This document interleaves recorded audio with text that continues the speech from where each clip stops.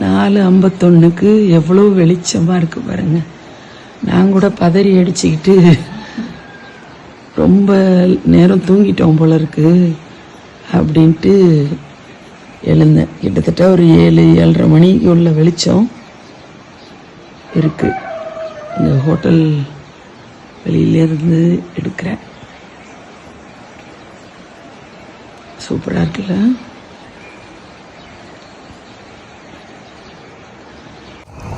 Time இப்போ 11:45 ஆகுது. சேலா pass அப்படிங்கிற ஒரு இடத்துக்கு வந்திருக்கேன்.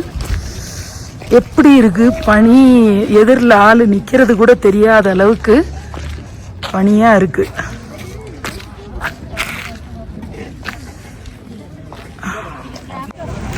ஒரு 360 டிகிரி காட்டுறேன் பாருங்க. எதுவுமே தெரியல, அந்த அளவுக்கு பனி மூட்டம் அப்படி மறைச்சிருக்கு. இது திராங் டு தவாங் அப்படிங்கிற பகுதிக்கு போற வழியில் இருக்கிற ஒரு வியூ பாயிண்ட் தான் சேலா பாஸ்.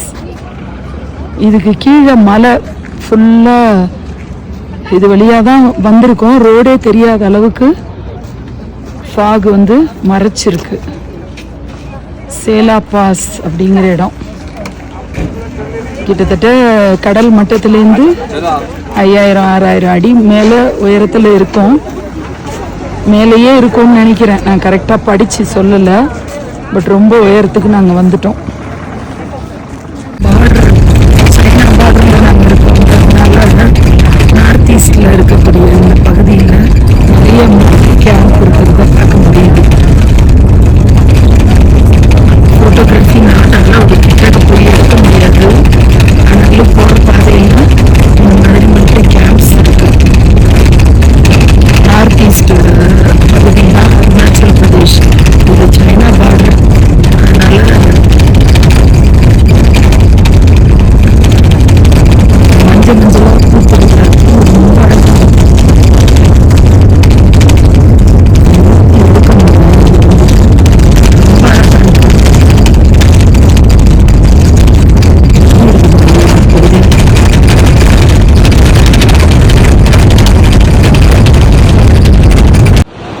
இந்த ரூட்ல சலசலன்னு தண்ணியோட சத்தம் கேட்குதே எங்கிருந்து அப்படின்னு சொல்லிட்டு பார்த்தா ஒரு பியூட்டிஃபுல்லான நதியை பார்க்க முடிஞ்சுது. உங்களுக்கு காட்டணும்னு நினைக்கிறேன். பாருங்க, சலசலன்னு அப்படியே பிரவாகமா பால் மாதிரி கொட்டிட்டு இருக்கு. சூப்பரா இருக்கு இந்த பிளேஸ். இதோட அழகு, ரம்யம், அமைதி, நதியோட சத்தம் மட்டும்தான் கேட்குது. ரொம்ப அழகா இருக்கு இந்த இடம். ஆன மேகமூட்டமா இருக்கு. லைட்டா தூறல் போட்டுட்டு இருக்கு இந்த இடத்துல. இப்போ நந்தினி சேலா பாஸ்ல பக்கத்துல இருக்காங்க. கிளேசியர்ஸ்ல இருந்து அப்படியே உருகி வர தண்ணி பக்கத்துல நந்தினி நிக்கிறாங்க.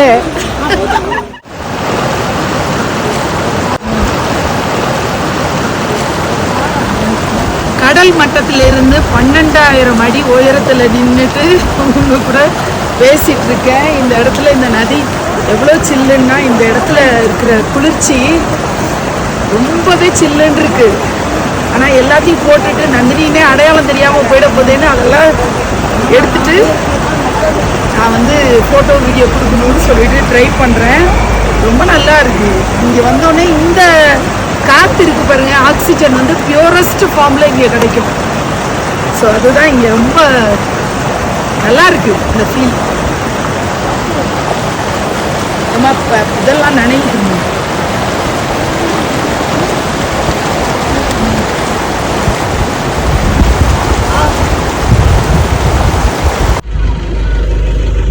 ஜஸ்வந்த் வார் மெமோரியல் அப்படிங்கிற ஒரு இடத்துக்கு தான் வந்திருக்கோம். இதை பற்றி கூடுதல் விவரங்கள் நான் சொல்கிறேன். ஜஸ்வந்த் கர் அப்படின்னு சொல்லுவாங்க. பிளேசிங் ஸ்வாட் டிவிஷன் இப்படியெல்லாம் போட்டிருக்கு. இது வழியாக உள்ளே போய் ஊரில் பார்க்கலாம். ஆமாம்,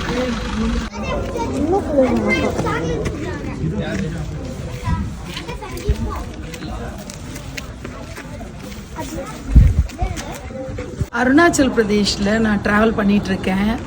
தவாங் நோக்கி போயிட்டுருக்கோம். போகிற வழியில் ஜஸ்வந்த்கர் அப்படிங்கிற ஒரு இடம் இருக்குது. இது ஒரு வார் மெமோரியல். இந்த இடத்துல வந்து 1962 இண்டோ சைனா வார் நடந்தப்போ சைனீஸ் வந்து 300 பேர் இறந்துருக்காங்க. அவங்களுக்கான பரியல் கிரவுண்ட் மாதிரி, கிரேவியார்ட் மாதிரி இங்கே வச்சுருக்காங்க. அதை தான் நம்ம இப்போ போய் பார்க்க போகிறோம். அதுக்கு பின்னாடி இருக்கிறதெல்லாம் பார்க்க முடியும். ஸோ இப்போதைக்கு இந்த இடத்துல அதை பற்றியான போர்டு வச்சுருக்கிறதும், இந்த பிளேஸ் வந்து ஒரு வார் மெமோரியல் அப்படிங்கிறதையும் நான் உங்க கூட ஷேர் பண்ணியிருக்கேன். ஜஸ்வந்த் அப்படிங்கிற ஒரு சோல்ஜருக்கு ஒரு கோயில் மாதிரி கட்டியிருக்காங்க. பிரசாதம்லாம் கொடுக்குறாங்க. அந்த இடத்துல அவர் படுத்து உறங்கக்கூடிய ஒரு கட்டில், மெத்தை அப்படிங்கிற அமைப்புகள்லாம் அங்கே வச்சுருக்காங்க. தினந்தோறும் வழிபாடு இவருக்கு நடந்துட்டுருக்கு. செவ்வாய் வெள்ளியில் விளக்கேற்றி அந்த பெட்டெல்லாம் சேஞ்ச் பண்ணி அவர் இன்னமும் உயிரோடு இருக்கிறதா நம்பி நிறைய விஷயங்கள் பண்ணிகிட்ருக்காங்க. இது தொடர்பாக நம்ம தொடர்ந்து தெரிஞ்சுக்க போகிறோம். ஆஸ்லா நம்பிக்கை, நிஷ்டானா கன்விக்ஷன், திடமா இருக்குது. சாகசம்னா வீரம், ஹிம்மத் தைரியம், சங்கல்பம் பண்ணிக்கிறது. ஜஸ்பானா ஒரு ஜெஸ்டர், வீரத்தானா வீரியம், பலிதான்னா சாக்ரிஃபைஸ் பண்றது, தியாகம் பண்றது. கர்த்தவியனா நம்மளோட கடமை, ஷௌரியனா நம்மளோட ரெஸ்பெக்ட், டிக்னிட்டி. இதுதான் ஒவ்வொரு சிட்டிசனும் மனசுல எடுத்துக்க வேண்டிய வைராக்கியம். ஆனா சோல்ஜர்ஸ் அதுல தீவிரமா இருக்கிறத பார்க்க முடியுது. இவர் தான் அந்த ஜஸ்வந்த்.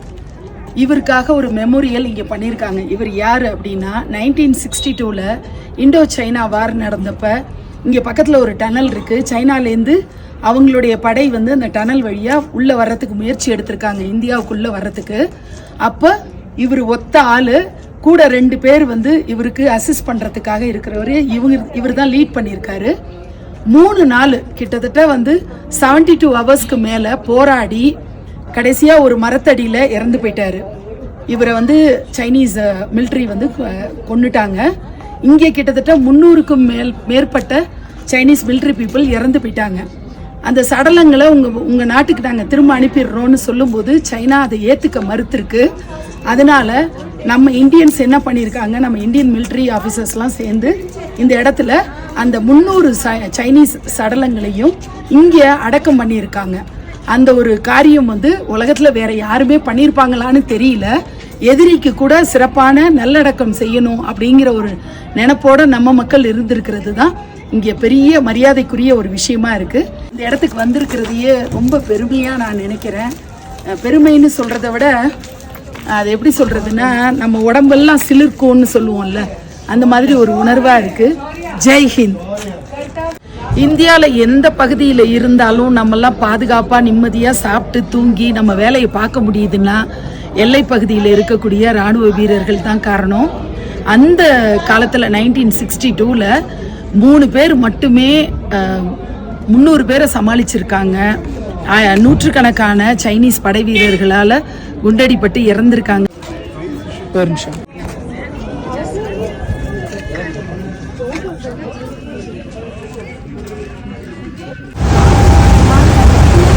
ஒரு சூப்பரான ஃபால்ஸு, பால் அருவின்னா பயங்கரமாக கொட்டுது. நம்ம கீழே ஒரு இடத்துல போய் பார்க்க போகிறோம். ஃபுல் உயரத்துக்கு கொட்டுற அருவியை நல்லா என்ஜாய் பண்ண போகிறோம். பார்க்கலாம். இப்படி ஒரு பாத்வே வழியாக அதுக்கு போகணும்.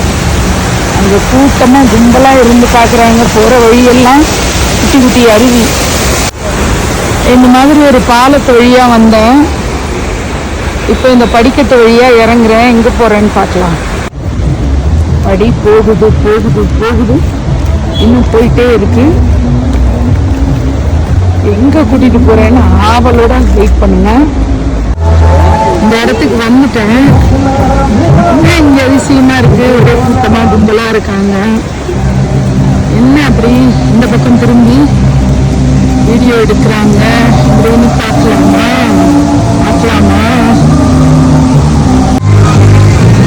இப்படி கும்பலா இருக்காங்களே, என்ன அதிசயம் அதிசயம் அதிசயம். பாக்குறீங்களா பாக்குறீங்களா பாக்குறீங்களா எப்படி இருக்கு பாருங்க. பெரிய ஃபால்ஸ் பாருங்க, எல்லா உயரத்துலேருந்து கொட்டுதுன்னா ஒரு பெரிய மலையிலேருந்து கொட்டுது. எப்படி இருக்கு? செம இல்ல? என்ன பிரவாகமா கொட்டுது பாருங்க. எப்படி இருக்கு பாருங்க.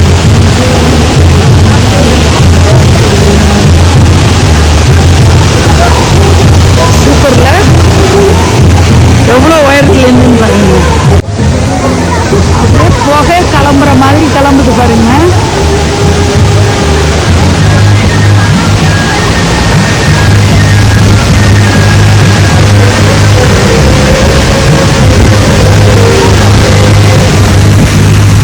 அங்கிருந்து வர்ற தண்ணி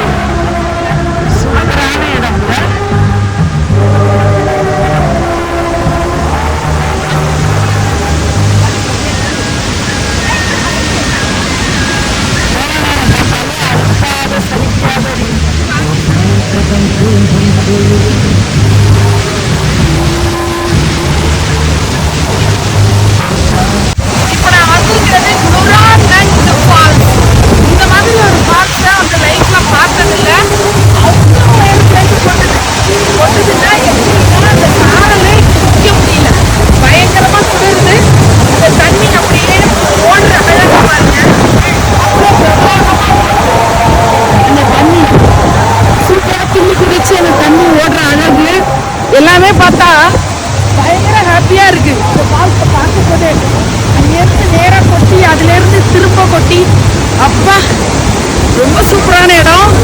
கண்டிப்பாக இதை நான் வந்து மிஸ் பண்ணியிருக்க வேண்டியது. அருணாச்சல் பிரதேஷ் ட்ரிப்பை கேன்சல் பண்ணலான்னு இருந்தேன். இந்த ஒரு இடம் போதும், இந்த ட்ரிப்பு வந்து ஜென்ம சாபல்யம் அடைஞ்ச மாதிரி இருக்கு எனக்கு. கேர்ள்ஸ் எல்லாம் ரொம்ப கத்துறாங்க, செம்ம ஜாலியாயிட்டாங்க. கிட்டக்க போறாங்க, எல்லா ட்ரெஸ் நனைஞ்சே போச்சு. Super super super super super. 2 நிமிஷம் கூட போனை பிடிக்க முடியல, அப்படியே சாரல்ல நனைஞ்சு போயிடுது.